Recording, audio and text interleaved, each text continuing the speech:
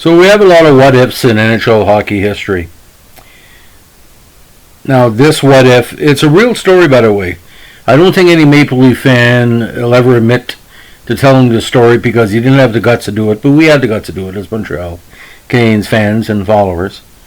What if Vladislav Tretiak would eventually sign with the Montreal Canadiens? You're saying, Vladislav Tretiak, what are you talking about, signing with the Montreal Canadiens? How can he sign with Montreal? Weren't the Russians our enemies in the 80s? Ladies and gentlemen, due to a change in rulings, you could draft European players into the league by 1983. It didn't matter what age. You couldn't be free agents because what happened a lot of the players like Lenamansky, the Stashnies, a few others were defecting. But it was starting to open up. Now at this point, Vladislav Tretiak had only really lost one big game from 1972. I don't say game 80 loss. His defense lost on him because never helped him out. In 1980, of course, against the U.S. when he was pulled in favor of Vladimir Mishkin. So international play, one pure loss, about 1.5 losses. Montreal took a, not say a big gamble because it was a very late draft pick. Now, according to InternetHockeyDatabase.com, in the 1983 draft, they had a possibility of taking Tretiak either in the 5th round or the 7th round. He took him in the 7th round. Back in the day, the 7, 8, 9 picks were kind of late. There were prospects or what do you call territorial thank yous to the scouts that had found the players. You weren't going to lose anything in a 7th rounder. He was 130th overall. By the time 1984 came along, this article showed up in the New York Times, and this is a direct quote from the New York Times article, and dated February 10th, 1984, Section B, which was the sports section at the time, page 10. This is what it said. Vladislav Tretiak, the star goaltender for the Soviet hockey team, has received a contract for the Montreal Canadiens. Official of the Canadian government said today, but whether he has signed it is not known. The headline says, Canadians seek Tretiak. Now the official, Jacques Olivier, Minister of Fitness and Amateur Sports, said that Jerry Grunman, which Irving's family member, I guess, a representative of the Canadiens, had delivered a contract to a Soviet sports official. In the published report, Olivier said this official, Marat Gramov, chairman of the Soviet Sports Committee, had told him that the contract had been relayed to Tretiak.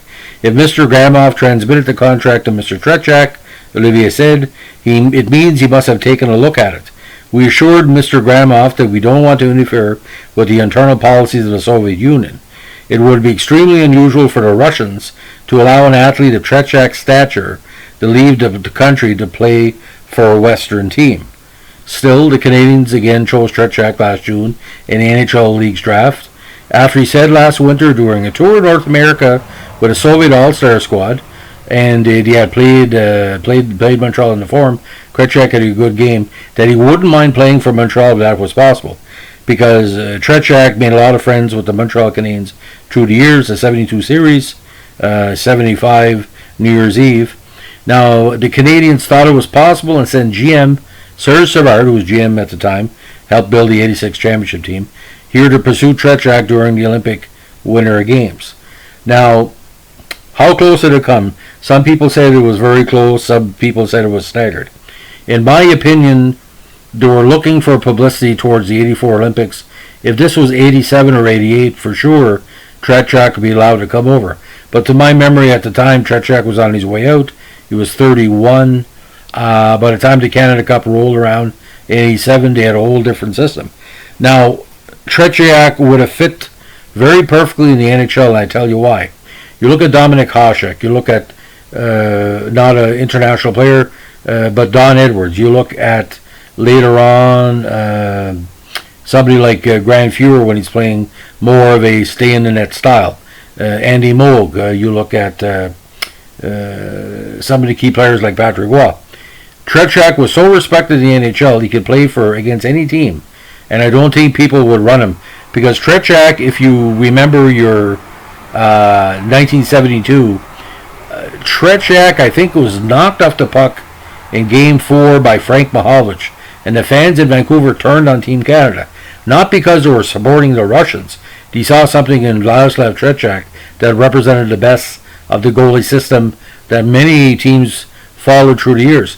Jacques Plante and Tretiak, a lot of parallels. You look at like the Johnny Bowers, the Glenn Halls. You look at some of the WHA goalies like Gary Cheevers at the time.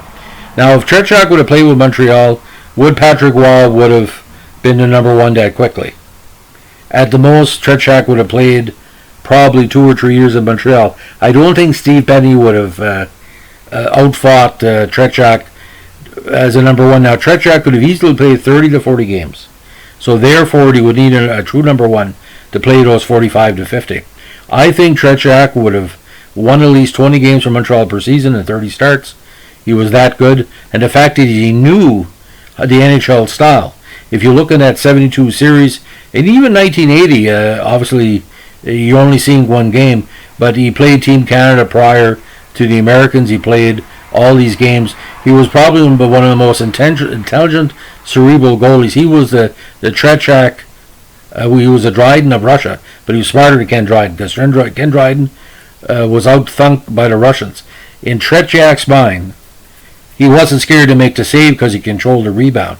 Now, we know that Tretiak gave back to the NHL in many, many ways, being an ambassador, and we all know that he really helped the Chicago Blackhawks as their goalie coach over 6 seasons between 95 and 99 and 03 and 04. Now, Tretiak is a top 5 goalie of all time. So Montreal getting him would be comparable to bringing Jacques Plante out of retirement for St. Louis. It'd be comparable when Barrasso basically shifted to Pittsburgh, new scenery, and revitalized his career. You look how Belfour shifted. If he came to the NHL in that time, he would have been a top 20 goaltender. And top 20 goaltenders in the 80s and 90s would be enough to win 20 to 30 games because of the defensive style of the top, 15 or 16 teams that usually made the playoffs. Back in the day, ladies and gentlemen, in the 80s, if you didn't have a hot goalie, you couldn't go far in the playoffs. You look at Billy Smith, you look at Bogan Fuhrer with Edmonton, you look at Petrigo in Montreal, you look at Mike Vernon in Calgary. That era from 1980 to 1990 was all about goaltending as it came down to it. So, but like I said, all of Quebec was not surprised Montreal was pursuing Tretiak, and the Quebec media loved Tretiak because he even tried to speak French. He tried a few words in French. Handsome man too, very personable, as we say in French, very sympathetic. So, Montreal Canadiens. Can imagine if the number 20 was on the back of a Habs jersey? He'd play one game, he could have sold 1 million jerseys. 1 million. And by the time, like I said, the 1990s came along, like when he was a goalie coach for Chicago, he wasn't that old. He could probably be a number 3 goalie for Chicago. I would have liked to see at least one team give him a 5-game, not say tryout, but allow him to play in the NHL. San Jose or Ottawa. Can you imagine the amount of sports cards we would have collected? We always collected Russian memorabilia from the 72 series, either in that, what do you call the black and white set, we call it, or, other sticker sets through Panini. Anyway, woulda, shoulda, coulda. Vladislav Tretiak, that's Montreal Canadiens have made a lot of mistakes, but just pursuing him, it did a lot to reinvigorate the Montreal Canadiens fans in that dark middle part of the decade, or the start of the decade, when they lost to Minnesota, lost Edmonton, lost the Nordiques and Buffalo. From 1979 to 84, when Penny got hot, we were in the wilderness. And Tretiak, being almost a light in the storm, really reinvigorated the fans. And, it would have happened, but, the gods didn't get together. So on this COVID Sunday, we say be safe, watch the heat, keep your stick in the ice, and might have some more good news next week on some other stuff we've been looking at in the media in the Maritimes. Just keep tuned to this YouTube channel. Have a good evening. Bye.